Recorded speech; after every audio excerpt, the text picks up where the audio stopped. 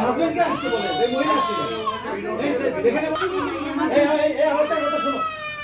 এবার এই যে জানি এই মহিলা হাজবেন্ড তো বাস এই তো আপনি আসেন আমি আসি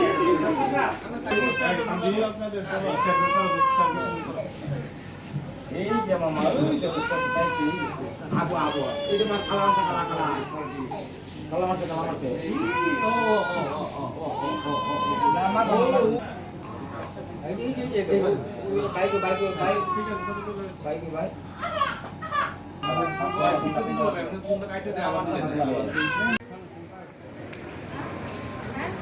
কালো গেঞ্জি ভাই একটু পিছন নাই কালো গেঞ্জি এই কালো গেঞ্জি ভাই একটু পিছন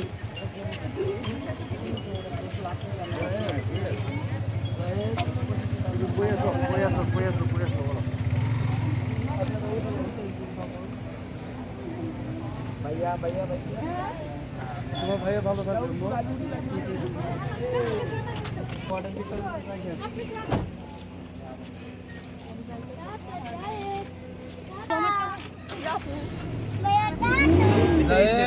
তুমি ভালো থাকো যান তো যান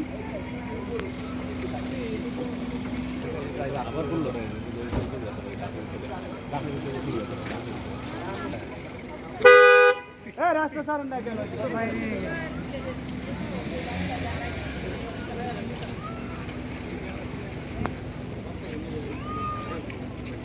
বিজু তুমি দেন তাই এই পিছন পিছন দেখে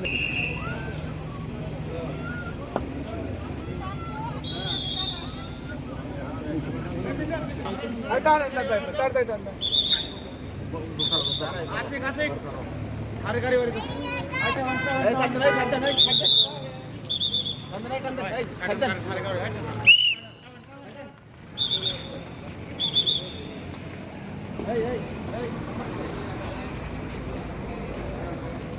রাত্রে বাচ্চার মা মারা যায় তখন বাচ্চাটা একদম অভিভাবকহীন হয়ে যায় এবং এই বাচ্চাকে তখন আমরা হাসপাতালের তত্ত্বাবধানে আমরা চিকিৎসা দিই এবং এই বাচ্চার নিরাপত্তা এবং বাচ্চার চিকিৎসা এবং বাচ্চার অন্যান্য যে সমস্ত পরিষেবা প্রদান করা প্রয়োজন সবগুলো আমরা করি। পরবর্তীতে এই খবরটা যেহেতু বাচ্চা অভিভাবকহীন এটা আপনাদের মিডিয়ার মাধ্যমে ভাইরাল হয় এবং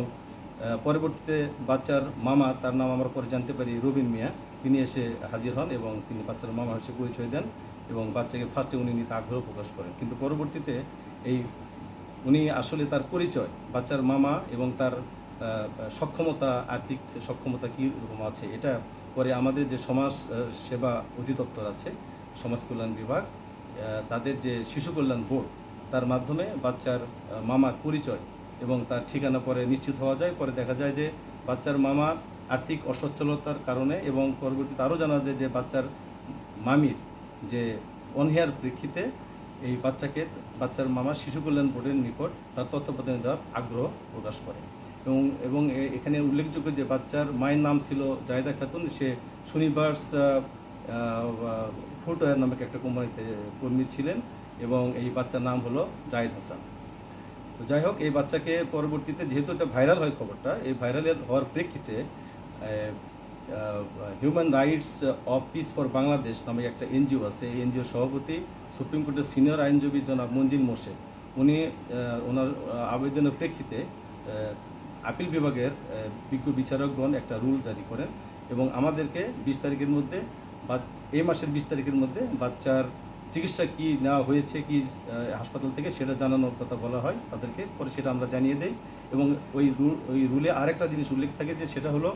যে অন্তর্বর্তীকালীন সময়ের জন্য শিশু কল্যাণ বোর্ডের সুপারিশের প্রেক্ষিতে বাচ্চার মামার নিকটেই এই বাচ্চাকে হস্তান্তর করার জন্য একটা আদেশ দেওয়া হয়, কিন্তু পরে যেহেতু বাচ্চার মামা তার আর্থিক অসচ্ছলতা বা তার সক্ষমতা না থাকার কারণে এবং তার বাচ্চার মামির অনীহার কারণে তার ওই বাচ্চাকে শিশু কল্যাণ বোর্ডের নিকট হস্তান্তর করার সে সিদ্ধান্ত নেয় এবং তারই প্রেক্ষিতে বাচ্চার একটু অসুস্থ ছিল, বাচ্চার কান ইনফেকশন ছিল এবং তার যে ইনজুরি ছিল সে পুরোপুরি